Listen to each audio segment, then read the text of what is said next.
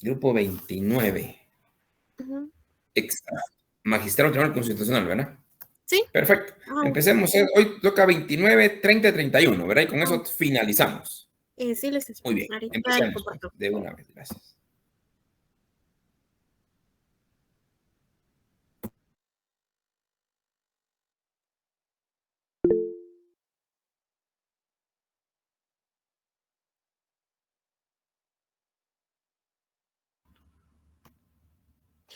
Buenas tardes, licenciado y compañeros presentes. Nosotros somos el grupo número 29 y es de nuestro agrado de exponerles sobre el tema de la sentencia de los magistrados del Tribunal Constitucional versus Perú. Expositores, Marvin López y su servidora Wendy Chu.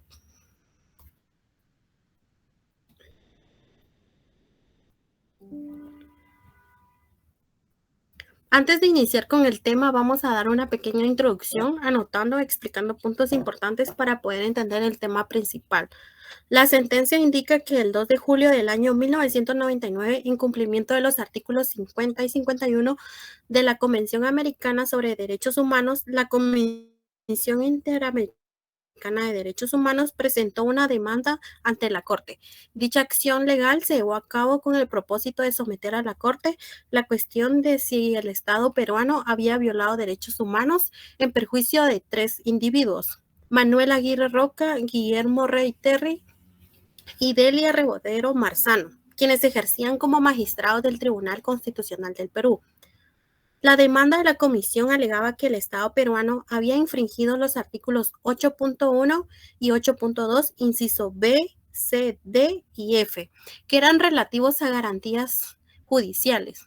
El 23.1, derechos políticos, y 25.1, protección judicial de la Convención Americana sobre Derechos Humanos. Asimismo, se hacía referencia a los artículos 1.1, obligación de respetar los derechos, y 2, el deber de adoptar disposiciones de derecho interno de la misma convención.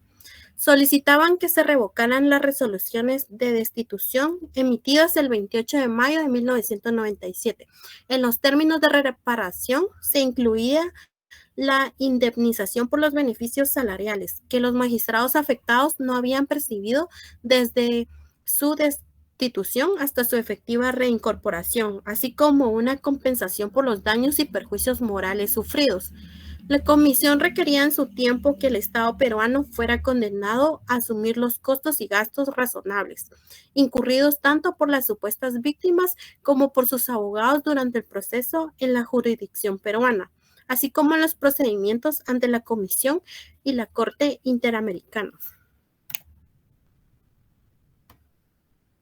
Ahora les hablaré de los antecedentes sobre la sentencia. Tuvo inicio el 5 de abril de 1992, cuando el señor Alberto Fujimori, presidente de Perú, disolvió el Congreso y el Tribunal de Garantías Constitucionales que destituyeran a varios jueces de la Corte Suprema de Justicia. Un año después, el 31 de octubre de 1993, se aprobó, mediante un referéndum, la nueva Constitución Política del Perú. En el artículo 112 dispone que el mandato presidencial es de 5 años. El presidente puede ser reelegido de inmediato para un periodo adicional. Transcurrido otro periodo constitucional como mínimo, el expresidente puede volver a postular sujeto a las mismas condiciones. Seguidamente, en junio de 1996, se conformó el nuevo Tribunal Constitucional, a cargo de los magistrados Ricardo Núñez como presidente, Guillermo Rey Terry, Manuel Aguirre Roca, Luis Guillermo Díaz Valverde, Delia Rebodero Marzano de Mur, Francisco Javier Acosta Sánchez y José García Marcelo. Al mes de conformar al nuevo tribunal, el 23 de agosto de 1996 se promulgó la ley número 26.657, o Ley de Interpretación Auténtica del artículo 112 de la Constitución. Esta ley interpreta el mencionado artículo, estableciendo que la reelección presidencial está referida y condicionada a los mandatos presidenciales iniciados con posterioridad a la fecha de promulgación del referido texto constitucional. La ley concluye entonces que en el cómputo no se tienen en cuenta retroactivamente los periodos presidenciales iniciados antes de la vigencia de la Constitución, En ese mismo tiempo, el Colegio de Abogados de Lima presentó una acción de inconstitucionalidad contra la ley número 26.657 ante el Tribunal Constitucional por la violación del artículo número 112 de la Constitución peruana. Luego, el 20 de noviembre de 1996, se conoció dicha causa en audiencia pública, con la presencia de los 7 magistrados del Tribunal Constitucional. El 27 de diciembre del mismo año discutieron y votaron la ponencia sobre la materia con 5 votos a favor y 2 en contra. El fallo adaptado declaró la inaplicabilidad de la norma y no su inconstitucionalidad. El artículo 4 de la Ley Orgánica del Tribunal Constitucional establece que se requieren 6 votos conformes para resolver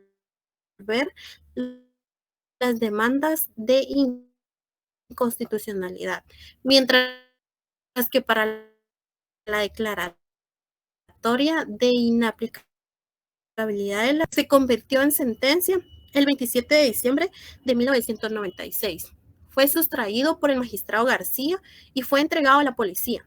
El magistrado García adujo haber encontrado el proyecto sobre la mesa de reuniones en la carpeta que correspondía a Rey Terry y alegó que dicho documento probaba una maquinación destinada a impedir la reelección presidencial. Luego se inició una campaña de presión contra los 5 magistrados que suscribieron el fallo en mención.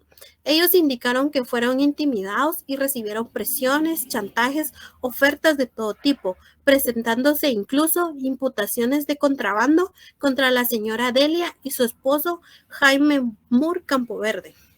Los magistrados Núñez y Díaz Valverde solicitaron el 2 de enero de 1997 una nueva votación.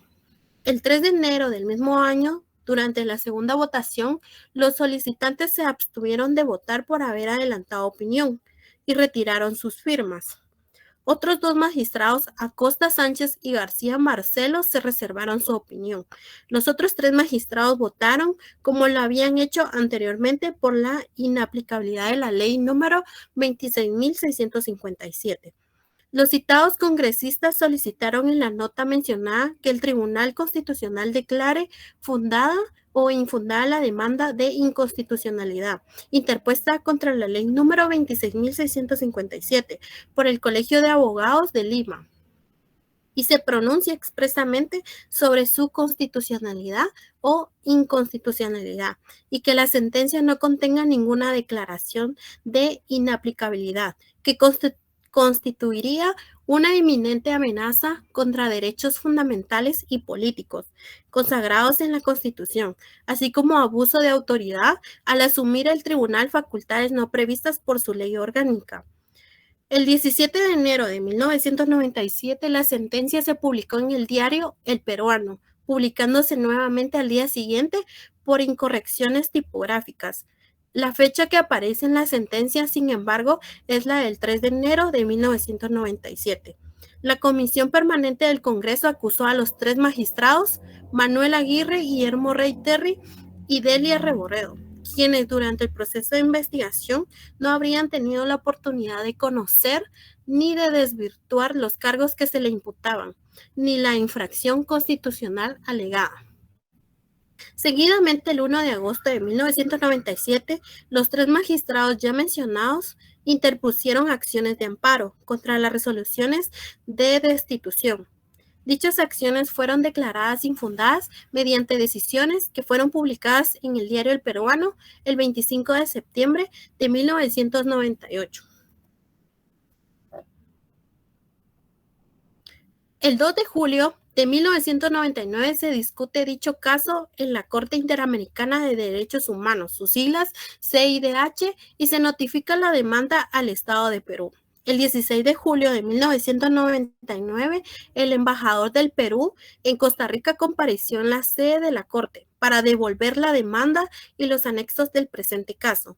Dicho funcionario entregó a la Secretaría una nota de fecha 15 de julio de 1999, suscrita por el ministro y encargado de la cartera de Relaciones Exteriores del Perú, en la cual se manifiesta que Mediante la resolución legislativa de fecha 8 de julio de 1999, el Congreso de la República aprobó el retiro del reconocimiento de la competencia contenciosa de la Corte Interamericana de Derechos Humanos.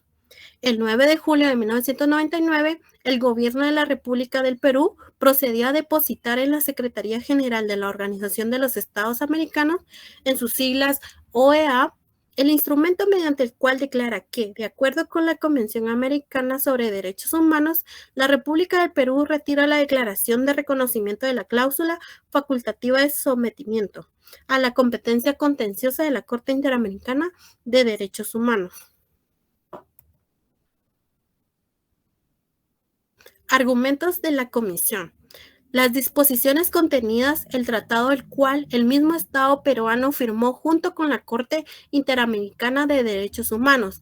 Este no puede renunciar ni desconocer a la Corte. Para que el Estado peruano pueda desconocer y renunciar al tratado, el Estado peruano tiene que renunciar a todo el tratado para que éste así se pueda desligar, dando una notificación de 1 año como mínimo.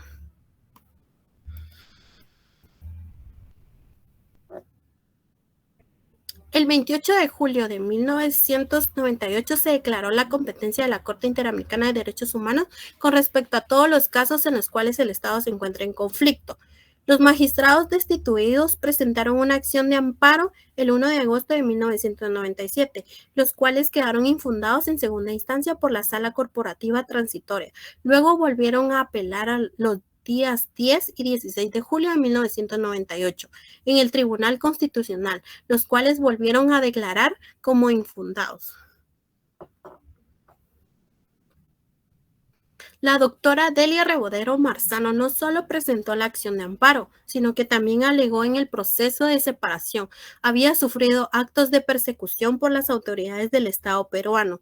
Dicha sentencia declaró inaplicable por unanimidad de votos emitidos, con las abstenciones indicadas y en ejercicio de sus atribuciones de control difuso. La ley interpretativa número 26.657 para el caso en concreto de una nueva postulación a la presidencia de la República en el año 2000 del actual jefe de Estado. La doctora Marta Gladys Chávez, congresista, se pronunció en el Congreso alegando que no correspondía al Tribunal Constitucional aplicar el control difuso respecto a las leyes de la Constitución vigente según el artículo 112. Asimismo, el Congreso anula las resoluciones de destitución y reinstaló a estos magistrados el 17 de noviembre del año 2000. Los siguientes puntos los expondrá el compañero Marvin López.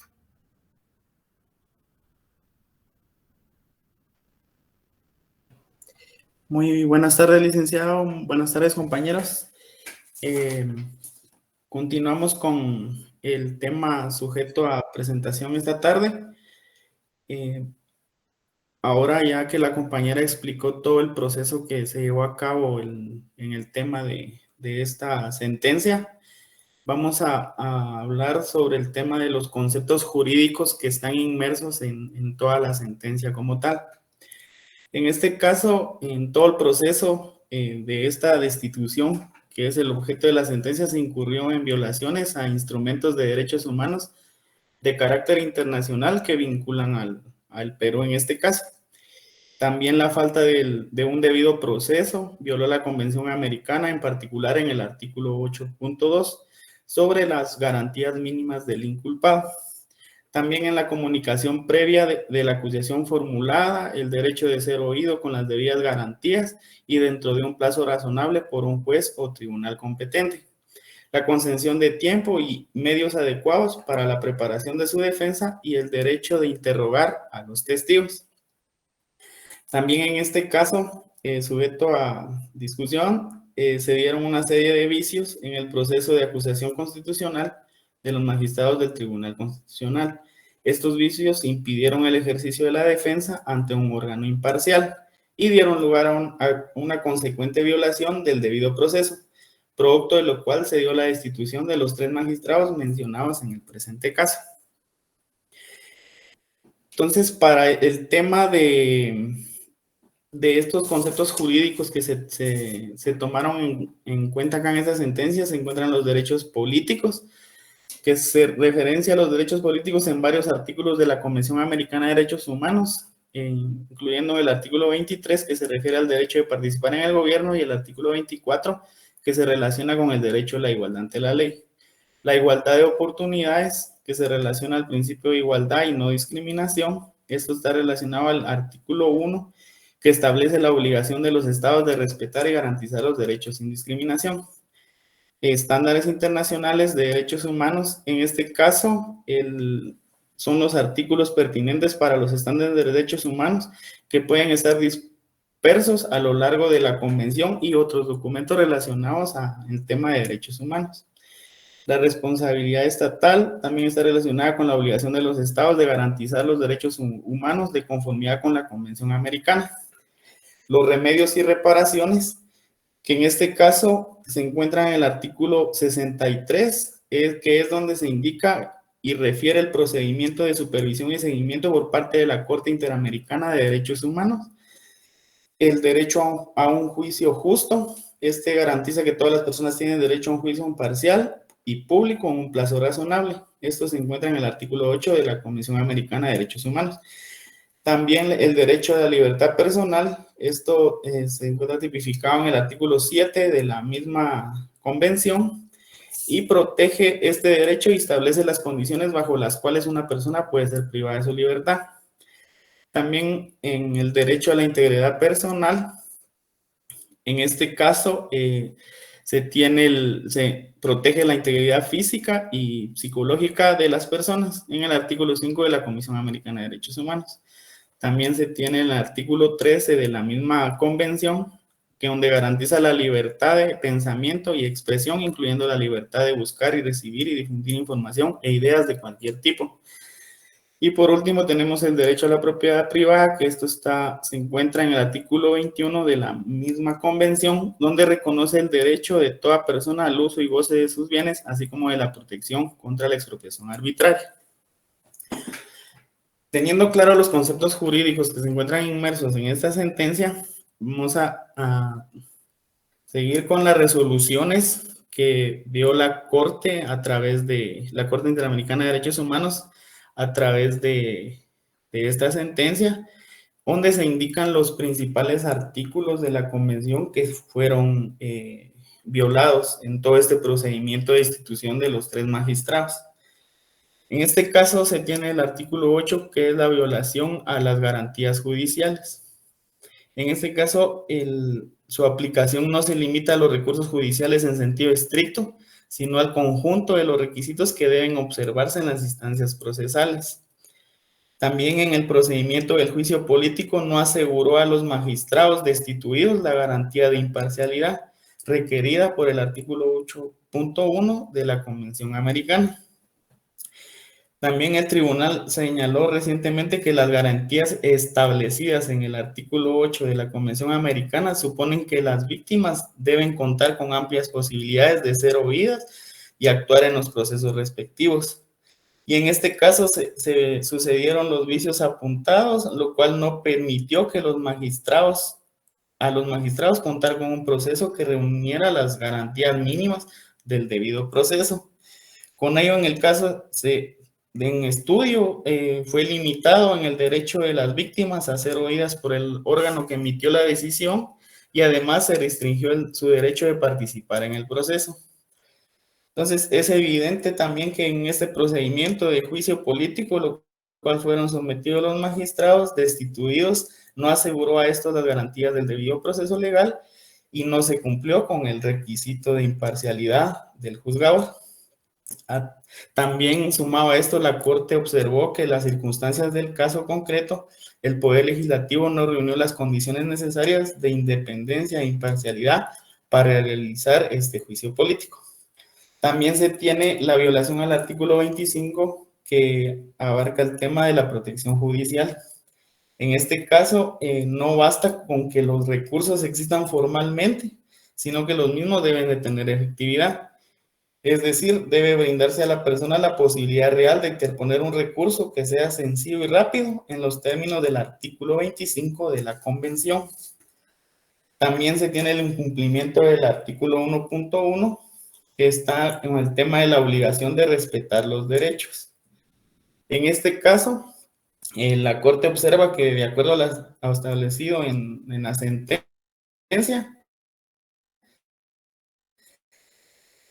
en perjuicio de los señores Manuel Aguirre, Guillermo Rey y Delia Reboredo, por lo que puede concluirse que no se ha cumplido con su deber general de respetar los derechos y libertades reconocidas en aquella y de garantizar su libre y pleno ejercicio, como lo dispone el artículo 1.1 de la Convención Americana de los Derechos Humanos.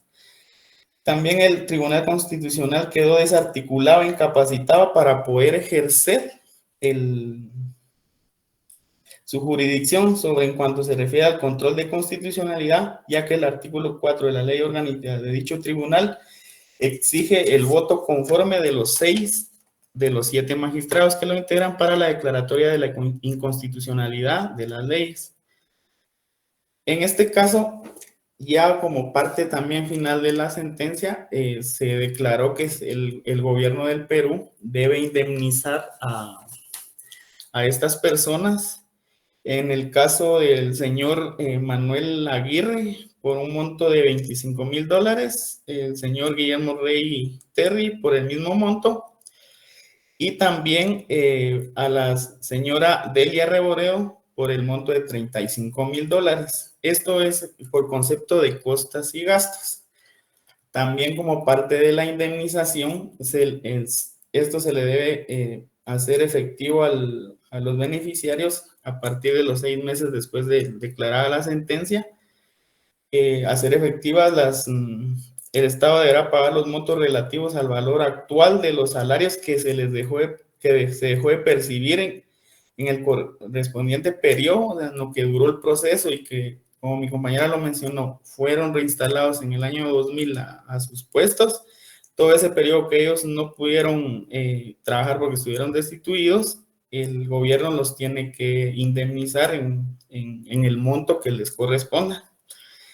Y también, si finalmente no fue posible que los beneficiarios de las indemnizaciones la reciban dentro del plazo indicado de los 6 meses, el Estado deberá consignar dichos montos a favor de una cuenta o certificado de depósito en una institución financiera solvente en las condiciones más favorables. Y si al cabo de los 10 años eso no es cobrado por los beneficiarios, el gobierno podrá hacer efectivo el reembolso de ese dinero con la institución que se haya hecho el certificado de inversión. También la Corte se reservó la facultad de supervisar el cumplimiento integral de la presente sentencia. El proceso se dará por concluido una vez que haya dado cabal cumplimiento después del presente fallo. Y también ordena al Estado a dar una investigación para determinar las personas responsables de las violaciones de los derechos humanos a la que se ha hecho referencia en esta sentencia, así como divulgar públicamente los resultados de dicha investigación y sancionar a los responsables. Pero en este caso, también hasta el año 2008, la Corte Interamericana no había recibido ningún tipo de comunicación por parte del gobierno para ver todo el proceso de lo que se indicó en la sentencia que tenía que hacer. Entonces, este caso, al 2008, según datos que se investigaron, no se tenía concluido el caso, derivado de que el gobierno no se ha comunicado con la Corte para poder indicar todos los procedimientos y cumplimiento de lo que se indican en esta sentencia. Entonces, esto sería todo con lo relacionado a la sentencia del Tribunal Constitucional versus el gobierno del Perú. No sé si tienen alguna duda o comentario sobre el tema. Perfecto, no, está muy bien. Estos son de los casos jurídico-políticos que se enfrentan algunas naciones, como la nuestra. La nuestra está pasando casi la misma situación jurídico-político y tendrá que ser la justicia constitucional la que tiene que resolver la situación. Felicitaciones, compañeritos. ¿Oyeron? Estamos con los 7, ¿verdad? 7 participaron. No, licenciado, solo uno no participó. ¿Quién no participó? ¿Quién no participó? Buenas tardes, licenciado. Ahorita le doy el nombre de la compañera. Es Dina del Carmen Grijábal Grijalva Juárez. Okay, ya está. Estamos. Perfecto. Muy bien. Vamos con el siguiente grupo, por favor, grupo 30. ¿Me confirman si se ve? Se ve perfectamente. Ok.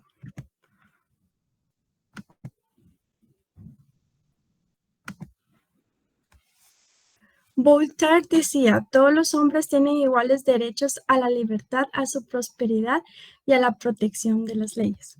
Buenas noches, licenciado, y cada uno de ustedes, compañeros. El día de hoy les voy a hablar sobre el caso García Rodríguez versus México. Para empezar, ¿de qué trata el caso? Este caso trata de dos personajes muy principales a los cuales se le violaron sus derechos humanos, que son Daniel García Rodríguez y Reyes Alpizar Ortiz. El caso se relaciona con la responsabilidad internacional de México por las torturas, violaciones al debido proceso y a la libertad personal en contra de Daniel García Rodríguez y Reyes Alpizar Ortiz, quienes permanecieron detenidos en prisión preventiva por más de 17 años. En su informe de fondo, la comisión observó que las víctimas fueron detenidas sin que se les presentara una orden judicial expedida con anterioridad a su detención y sin cumplir con las condiciones establecidas en el Código de Procedimientos Penales. Al respecto, la comisión concluyó que los señores Daniel García y Reyes Alpizar solo conocieron formalmente las razones de detención y los cargos formulados cuando fueron puestos a disposición de un juez. Perdone, lo único que tenemos es que la presentación hay algo que está obstaculizando la pantalla. Ahí no sé. No se ve. Dice vista del presentador. Hay una nota ahí, entonces no se ve bien tu presentación, compañera. Ahora sí. Ahí sí. Ahora sí. Ahí lo siento. Perfecto. Vamos a ver. ¿Sí lo pueden ver? Muy bien. Sí, ahora sí. Ay, lo siento. Ok. En este presente caso, la comisión estableció que la aplicación de la figura del arraigo constituyó una medida de carácter punitivo y no cautelar, y por lo tanto una privación de libertad arbitraria y violatoria del principio de presunción de inocencia. Asimismo, concluyó que la prisión preventiva posterior al arraigo, la cual se extendió por 17 años, resultó arbitraria. Concluyó además que se violó el derecho de defensa, dado que, entre otros, las víctimas en el proceso penal no lograron presentar las pruebas de descargo ofrecidas como esenciales y el juez de la causa no tomó medidas para asegurar el envío de la información. Acá podemos ver también un cuadro con información muy importante, que es la fecha de ingreso, el 6 de mayo de 2021, el recibo de anexos del 27 de mayo de 2021, la notificación el 22 de septiembre de 2021, el recibo de escrito de solicitudes, argumentos y pruebas el 23 de noviembre de 2021, el recibo de los anexos el 10 de diciembre de 2021 y 17 de enero de 2022, la notificación del ESAP el 27 de enero de 2022 y la contestación del Estado el 18 de abril de 2022, el recibo de anexos el 18 de abril de 2022.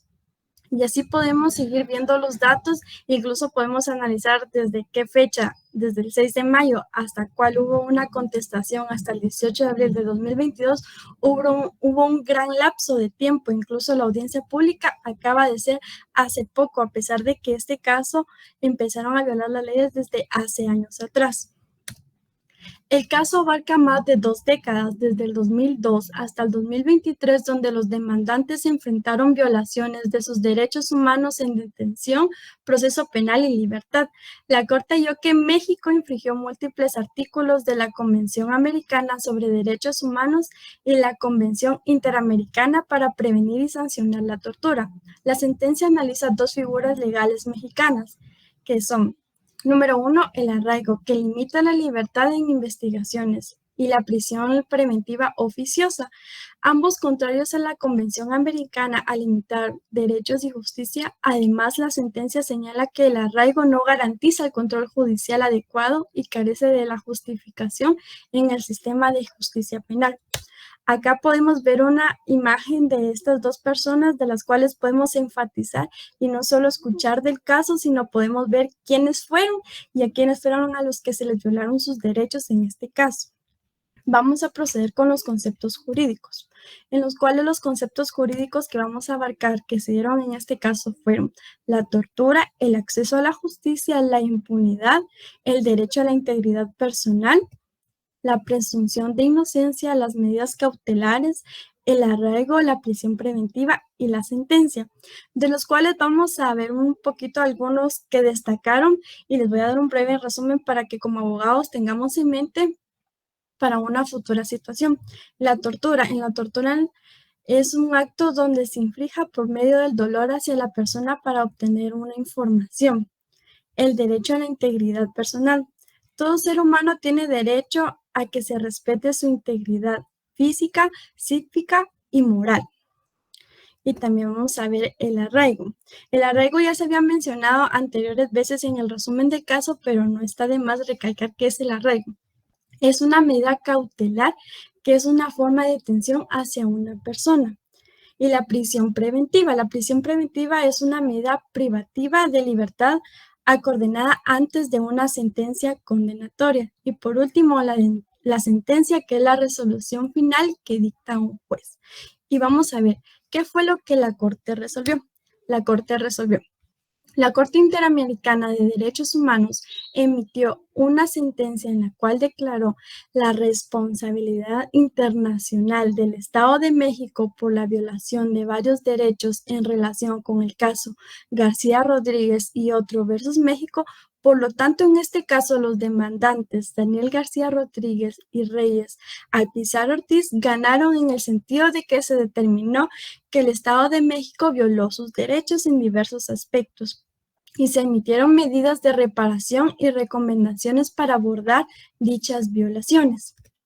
La Corte emitió medidas reparatorias para que el Estado de México, incluyendo revisión de medidas cautelares, investigaciones exhaustivas sobre tortura, derogación de disposiciones de arraigo y ajustes en normativas de prisión preventiva, además de indemnización por daños. La sentencia establece un hito en derechos humanos y justicia en América Latina, enfatizando el respeto y protección de derechos fundamentales, especialmente en el sistema penal.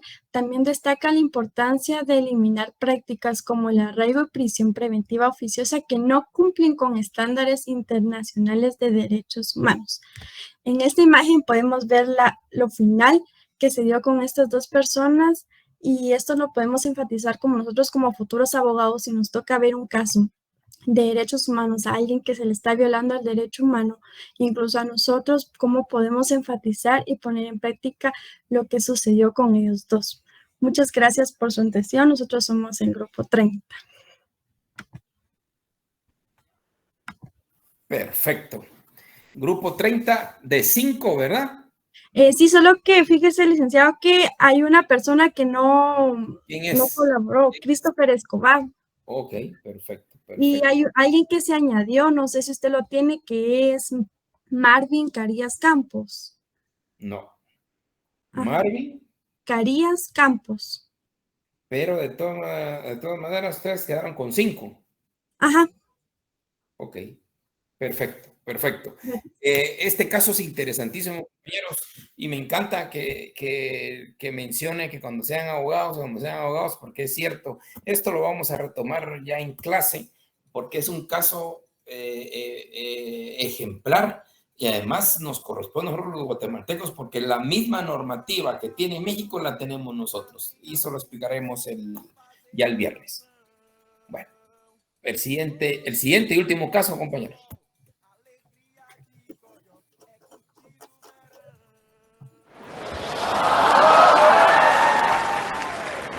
Buenas tardes, apreciados compañeros y distinguido licenciado. Nosotros, Grupo 31, exponemos sobre el caso Pueblo Indígena Chucurú, sus miembros versus Brasil.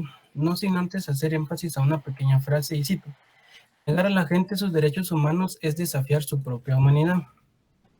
A continuación indicaremos quiénes eran los chucurús.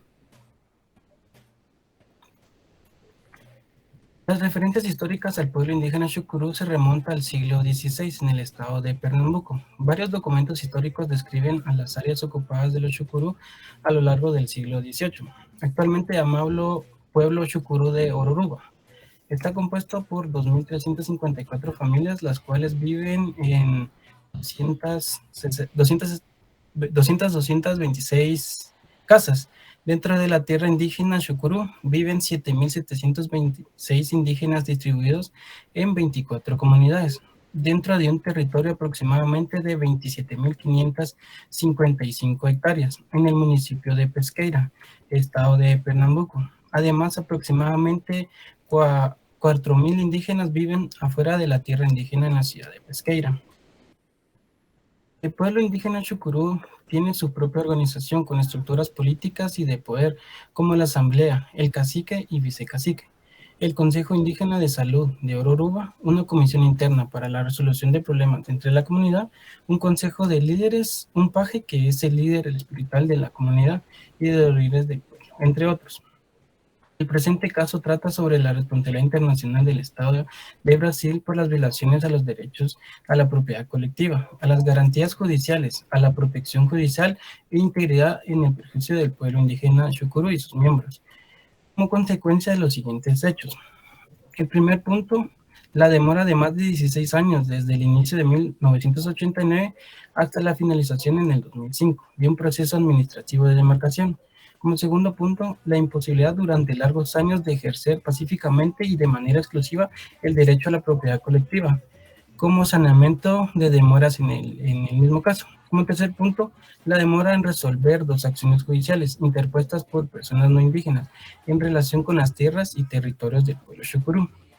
Estos son los 3 grupos de hechos que la Comisión analizó en su informe de fondo, de las cuales concluyó violaciones a la Convención Americana, tal y como lo indicó en su nota de remisión en el caso a la Corte. Parte significativa de estas violaciones se encuentran dentro de la competencia temporal del tribunal. En efecto, todas las violaciones, si bien fueron iniciadas con anterioridad, continuaron ocurriendo para el 10 de diciembre de 1998, fecha en la cual el ilustre Estado de Brasil aceptó la competencia de la Corte Interamericana. Para el 10 de diciembre de 1998, el procedimiento administrativo continuaba. Su trámite de demarcación finalizó casi 7 años después, por razones que son atribuidas al Estado. A esa misma fecha, el pueblo indígena Xukuru no ejercía pacíficamente y de manera exclusiva la propiedad colectiva, debido a que el Estado no había implementado de manera diligente el proceso de saneamiento. Al 10 de diciembre de 1998, continuaba sin decidirse una acción judicial interpuesta 6 años antes por no indígenas, por lo que, por otra parte, de la demora no encontraban también dentro de la competencia del tribunal. Y finalmente, también el momento en el cual Brasil reconoció la jurisdicción de la Corte, se interpuso con prosperidad en el año 2002 una acción judicial cuyo trámite se encuentra integradamente dentro de la competencia del tribunal. La Comisión notificó en su informe a fondo 4415 en el Estado de Brasil el 16 de octubre del 2015, de tal manera que ante la necesidad de obtención de justicia, reparación para el pueblo indígena, superó la Comisión y sometió al caso a la jurisdicción de la Honorable Corte.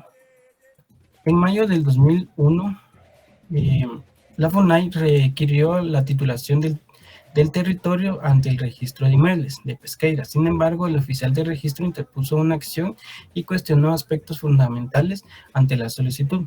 Finalmente, en noviembre del 2005, el registro de inmuebles del municipio tituló el territorio. De manera paralela, en el año de 1996, el presidente de Brasil dictó un decreto e introdujo cambios en el procedimiento administrativo. De esta forma, abrió la posibilidad de que terceros interesados pudieran impugnar el proceso de demarcación del territorio e imponer acciones judiciales. En virtud de esa disposición, un grupo de personas presentó recursos de amparo para reclamar sus derechos y respetar el territorio titulado por la comunidad indígena. Del mismo modo, en el año 2002, otros propietarios solicitaron anulación del proceso administrativo en relación con 5 inmuebles ubicados en esa zona.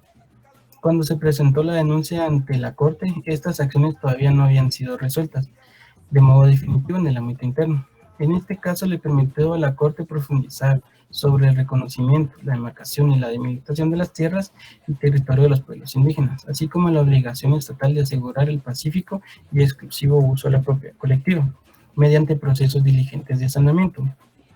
Por último, para el 5 de febrero del 2018, la Corte Interamericana de Derechos Humanos emitió sentencia sobre el caso pueblo indígena Xukuru y sus miembros, en la cual determinó que el Estado era responsable por la violación del derecho a la propiedad colectiva del mencionado pueblo. Esto sería un pequeño resumen de los acontecimientos importantes del caso. Más adelante mi compañera indicaría qué resolvió la Corte y las medidas de reparación para la propiedad colectiva. Como siguiente punto, presentaremos los 10 conceptos jurídicos que fueron extraídos con el base del caso del pueblo indígena Xukuru, que se fundamentan en la Convención Americana de Derechos Humanos. Como primer punto tenemos derecho a la propiedad privada.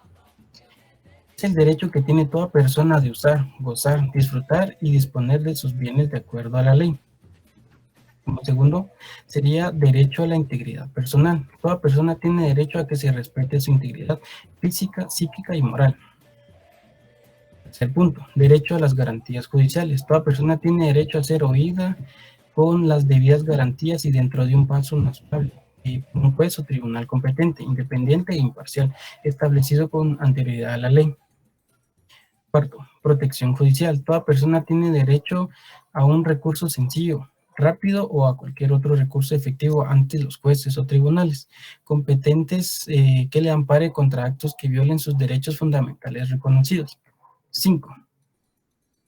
Obligación de respetar los derechos. Respetar los derechos y libertades reconocidas o garantizar su libre y pleno ejercicio a toda persona que esté sujeta a su jurisdicción sin discriminación por motivos de raza, color, sexo, idioma o religión, opiniones políticas o de otro cualquier índole, idioma nacional o social, posición económica o nacimiento o cualquier otra condición social. 6. Derecho a la propiedad colectiva. La propiedad colectiva es un derecho de los pueblos indígenas y tribunales. La dimensión colectiva deriva de la conexión de las comunidades mantienen con las tierras y los recursos naturales, cuya ocupación y uso tradicional ha sido determinado por su propio derecho consuetudinario. 7. Representante. Es quien encarga de celebrar y ejecutar los actos y contratos necesarios para desarrollar todas las actividades propias a la sociedad a la que representan. 8. Constitución. Una constitución es la norma fundamental de carácter estructural que permite organizar a un Estado, siendo la guía que orienta su gobernación. 9. Derecho a la vida. Toda persona tiene derecho a que se respete su vida. Este derecho está protegido por la ley y en general a partir del momento de la concepción nadie puede ser privado de la vida arbitrariamente.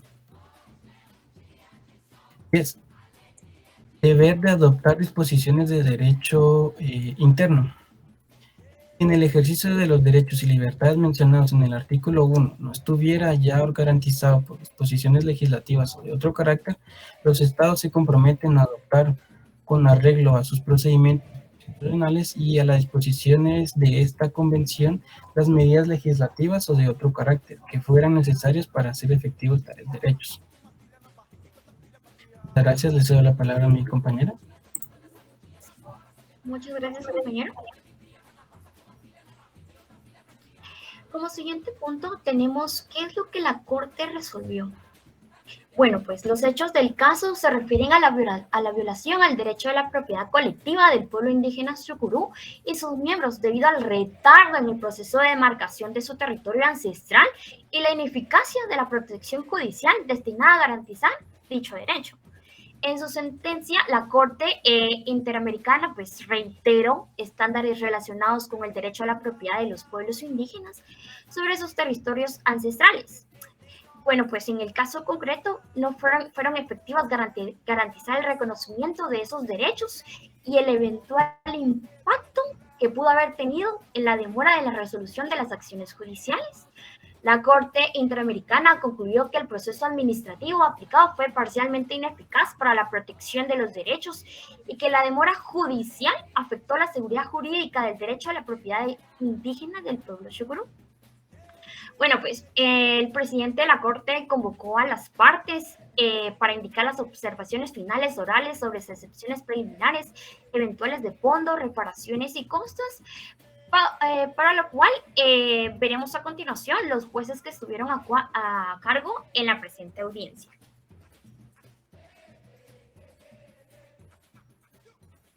Mi nombre es Eduardo Ferrer MacGregor, pues el presidente de la Corte Interamericana de los Derechos Humanos, junto con Eduardo Bio Grassi, Elizabeth Odio Benito, Eugenio Raúl Zaffaroni, Humberto Sierra Porto, Patricio Pazmiño Freire y Pablo Saavedra Alessandri, secretario.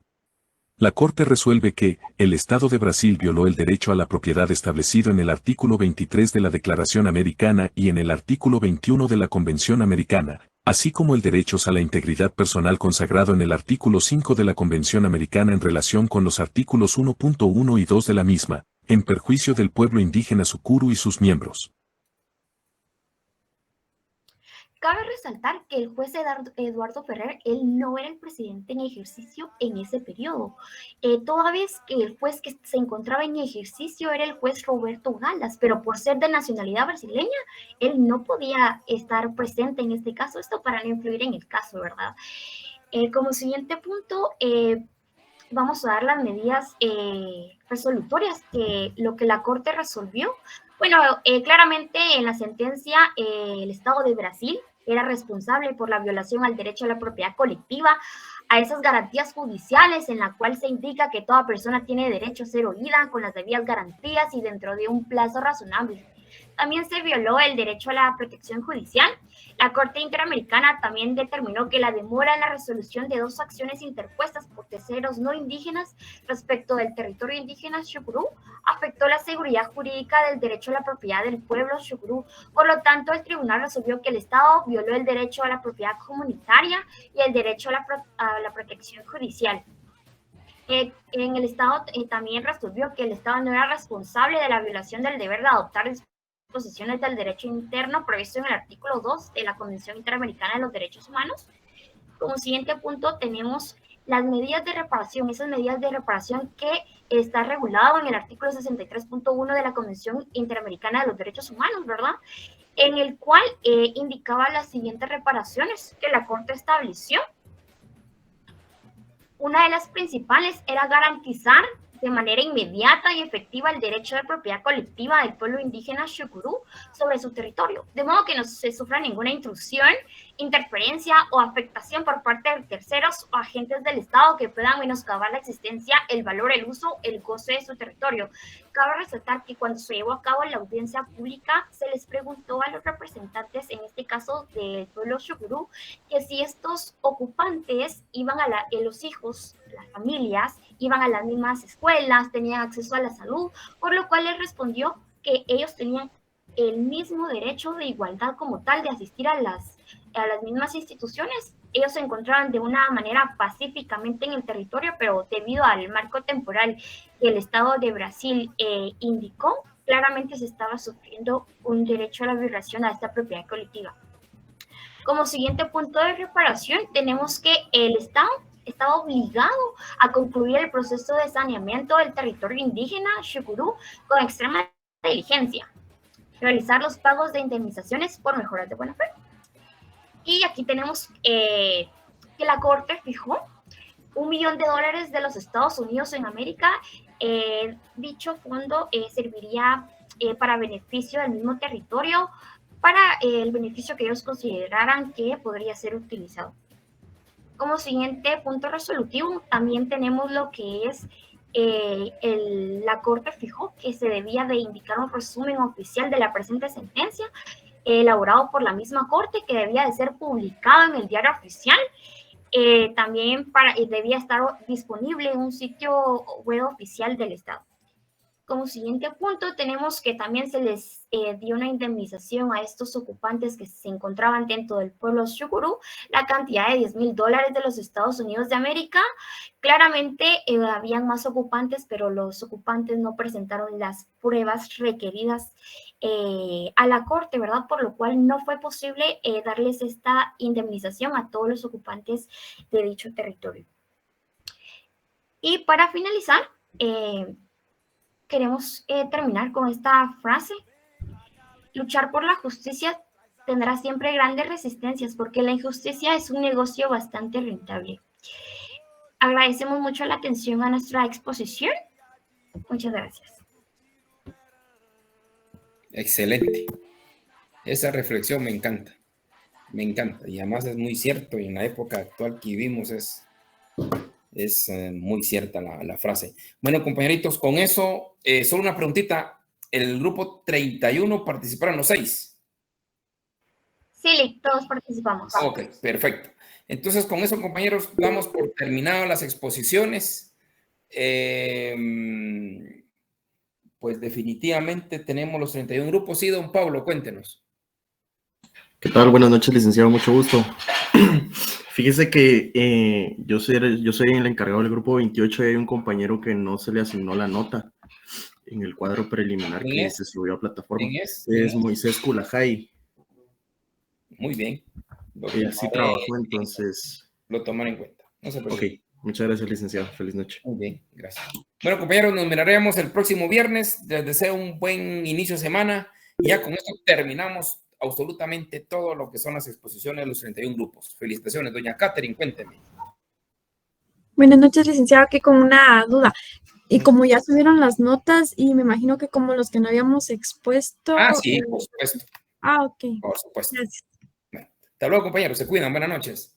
Gracias. Buenas noches, licenciado. Feliz noche. Feliz noche, licenciado. Feliz noche, compañeros.